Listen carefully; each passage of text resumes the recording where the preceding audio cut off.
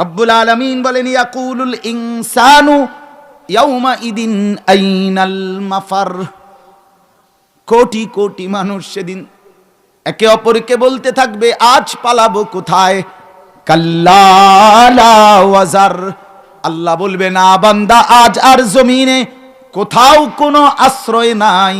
ইলা রাব্বিকা ইয়াউমা ইদিনিল মুস্তাকার, আজকে শুধুই আশ্রয় তোমার রব আল্লাহর নিকটে। ঠাই যদি মিলে আল্লাহর কাছে, আশ্রয় যদি মিলে আল্লাহর কাছে, অন্য কোথাও আর নাই। সব শেষ, আসমানও শেষ, জমিনও শেষ।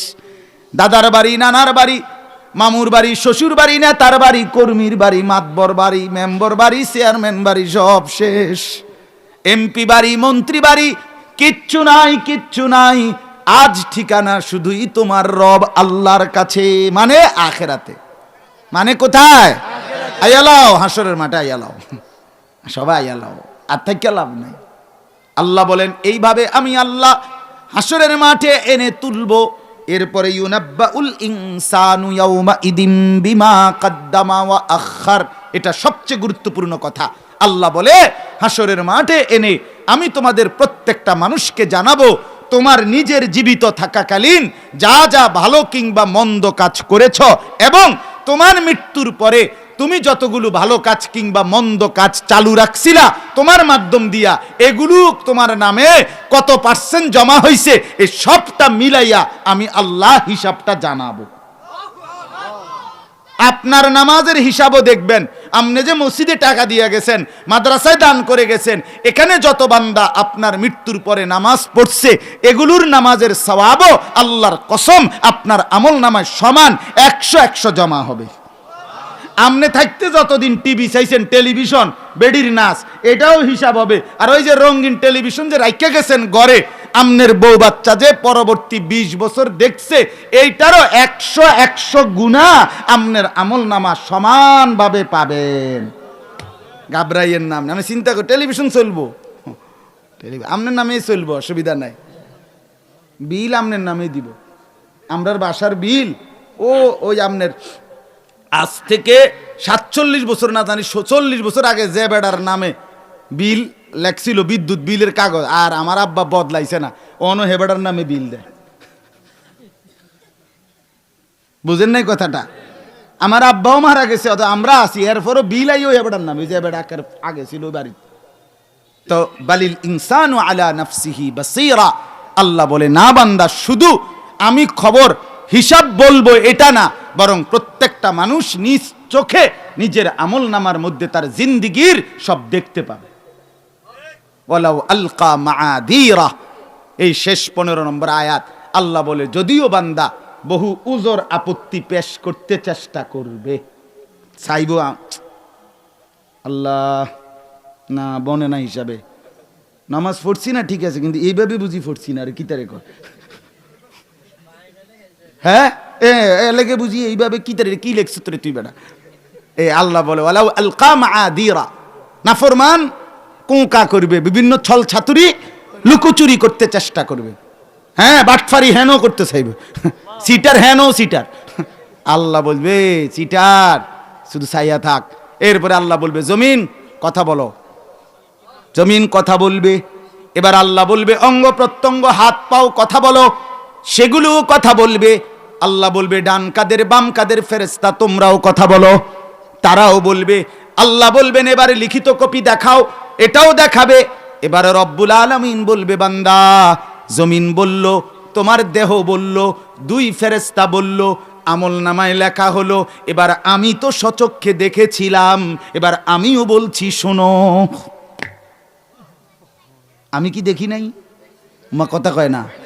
আলা আলাম ইয়ালাম বিআন্নাল্লাহা ইয়ারা, আল্লাহ বলে বান্দা তুমি কি জানো আমি কিন্তু সারাক্ষণ তোমাকে দেখি।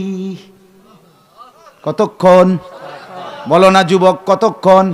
যুবক বন্ধু আমার, দোস্ত আমার, রাত 2টা বাজে, তুমি তো ভেবেছো মা ঘুমায় গেছে, বাপ ঘুমায় গেছে, আশপাশের দেশবাসী কেউ দেখছে না, লেফের নিচে কম্বলের নিচে উলঙ্গ ছবি দেখছো, বড় মোবাইল দিয়ে নর্তকীর নাচ আর জিনা ব্যভিচারের দৃশ্য দেখে মনে মনে ভাবছো কেউ দেখে না। আরশ আজিম থেকে রব্বুল আলামিন ডাক দিয়ে বলে, আনিস আমি কিন্তু জেগে আছি, আমি দেখছি। কে দেখছে? আমি তো আছি, আমি ঘুমাই নাই, আমি তন্দ্রাও যাই না, আমি ঘুমও যাই না, আমাকে কোনো ভুল হয় না। লা তাখুযুহু সিনাতুন ওয়ালা নাওম, আমার কোনো তন্দ্রা নাই, আমার কোনো ঘুম নাই। ওমা মাসসানা মিন লুগুব, আমি আল্লাহকে কোনো ক্লান্তি বিরক্তি স্পর্শ করে না। লা ইয়াদিল্লু রাব্বি ওয়ালা ইয়ানসা, আমি পথ হারাই না, আমি কারো কথা ভুলেও যাই না। আল্লাহ দেখে না কখন? কথা বলেন না। আল্লাহ জেগে আছেন কতক্ষণ? সারাক্ষণ। রাতের 2টা দিনের 2টা আল্লাহর কাছে বরাবর। 7 আসমান 7 তবক জমিনের নিচ 2টাই আল্লাহর চোখে বরাবর। ডান দিক বাম দিক কায়নাতের সব দিক আল্লাহর কাছে এক নজরে বরাবর। আল্লাহ বলে, আমি 7 আসমান যখন দেখি 7 তবক জমিনের নিচে তখনই দেখি। 7 তবক জমিনের নিচে যেই পিঁপড়া হাঁটে, 7 আসমানের উপরে যেই ফেরেশতা হাঁটে, 2টা আমি এক নজরেই দেখি। আমি যখন হিমালয়ের চূড়ায় রিজিক দেই, ঠিক তখনই আমি আটলান্টিক মহাসাগরের গভীর নিচেও রিজিক দেই। আফ্রিকার জঙ্গলে তখনই রিজিক দেই, আল্লাহকে না ভোলা। তাইলে শেষ কথা আমার দোস্ত, আমার আল্লাহকে ফাঁকি দেওয়ার কোনো সুযোগ আছে কি? না। অতএব আমরা আমাদের আখিরাতকে ফিকির করি, আমরা জীবনটা সুন্দর করি, জীবন সুন্দর করি, আল্লাহর দিন মানি, 5 ওয়াক্ত নামাজ পড়বো ইনশাআল্লাহ। প্রতিদিন কিছু সময় আল্লাহর জিকির করব, কোরআনুল কারীম শিখতে চেষ্টা করি, সবক সুন্দর করি, শুদ্ধ করি। এবং যেই যুবক ভাই, তোমাদের কাছে আমার আখিরি ফরিয়াদ দোস্ত, আমার মোবাইলে উলঙ্গ ছবি, নর্তকীর নাচ, জিনা ব্যভিচারের দৃশ্য, ফালতু কাজে, অনলাইনে জুয়া খেলা, অনলাইনে গেমস খেলা, অনলাইনে অসভ্যতা করা, আমার বন্ধু করো না এটা। জীবনের কদর করো, 5 ওয়াক্ত নামাজ পড়ো, ফজরের নামাজ। ফজরের নামাজ কোন নামাজ? আবার বলেন, আবার বলেন, আবার বলেন। এই ফজরের নামাজ পড়ো ইনশাআল্লাহ। যুবক, আমি ওয়াদা দিলাম, ফজরের সেজদার বরকতে তুমি ইমাম মাহদির সঙ্গী হবা ইনশাআল্লাহ। আল্লাহ আমাদেরকে,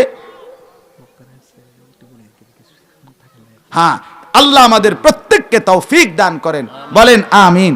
মেহেরবানি করে প্রত্যেকের কাছে হাত জোড় করে দোস্ত, আমার নওজোয়ান সবার কাছে অনুরোধ করছি, উপযুক্ত হাজরাত, ওলামায়ে কেরাম, আমার কলিজার টুকরা, আমার শ্রেষ্ঠ প্রিয় সর্বোচ্চ সম্মানের উস্তাদ যিনি, আমি যার সরাসরি ছাত্র, আমার সেই পরম শ্রদ্ধেয় উস্তাদ আল্লামা হারুন আল মাদানী দামাত বারাকাতুহুম আজকের মাহফিলে বয়ান করবেন।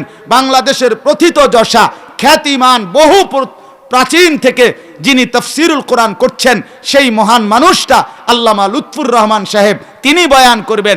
অনেক শ্রদ্ধেয়, কাজে আপনারা প্রত্যেক ইনশাআল্লাহ আবার যথারীতি উলামায়ে কেরামের বয়ান শুনবেন, বলেন ইনশাআল্লাহ, বলেন ইনশাআল্লাহ। আল্লাহ তাআলা তৌফিক দেন, এই মাহফিল কবুল করেন, এই মাদ্রাসা কবুল করেন, আজকের আয়োজন নওজোয়ানদের বরকত দান করেন, আমিন। সুবহানাল্লাহ।